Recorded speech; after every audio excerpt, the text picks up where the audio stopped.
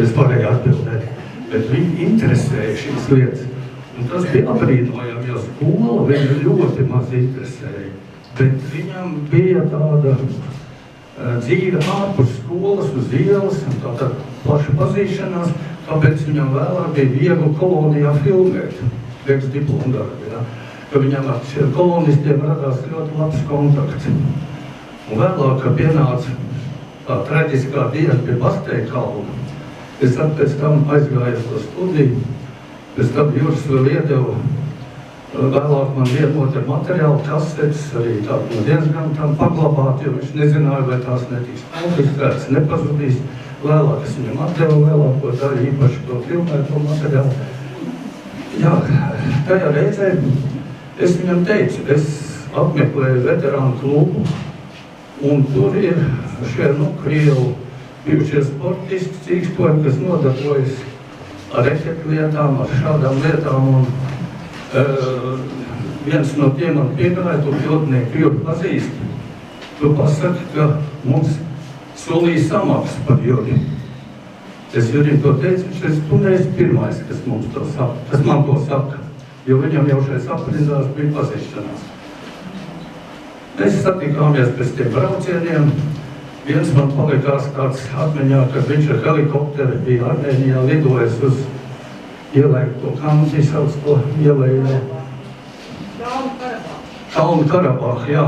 Un kas sēdējis ir uz lielu tādu kautu ķermeņa un jutis kā lodes, kas iziet cauri helikopterim zem viņa. Tajā kautu ķermeņi apstājās. Viņš teica, tad man bija sajūta, ar to viss beidzās. Nē, viņš tā turpinājās. Juris gāja uz maksimumu, kad viņš kaut ko strādāja, viņam bija šie mērķtiecīgi.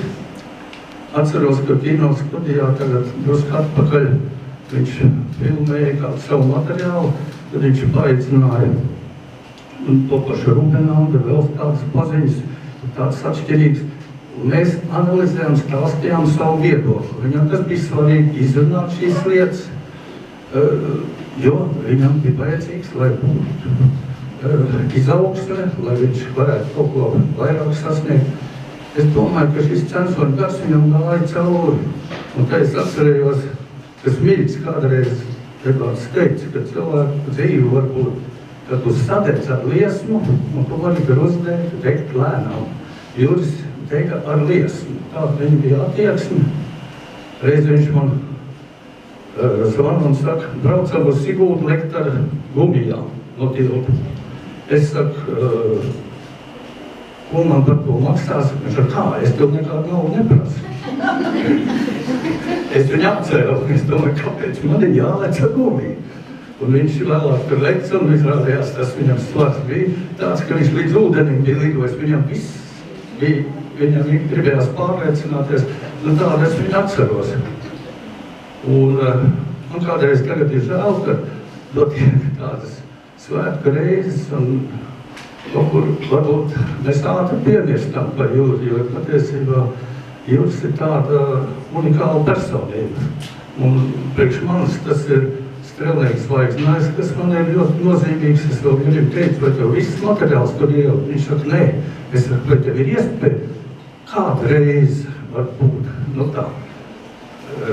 Toreiz cenzūru neļauj acīm redzot to.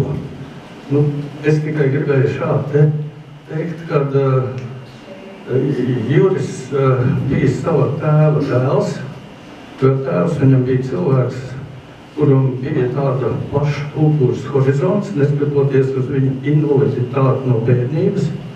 Viņa viens no tuvākiem draugiem, Dailis Rožlapa, teica, Boris, kā tu būdams nacionāli noskaņots cilvēks, tu arī 1. maijā, 7. novembrī šito runāt pie mikrofona. Vai tev sirdsapziņa to atļauj?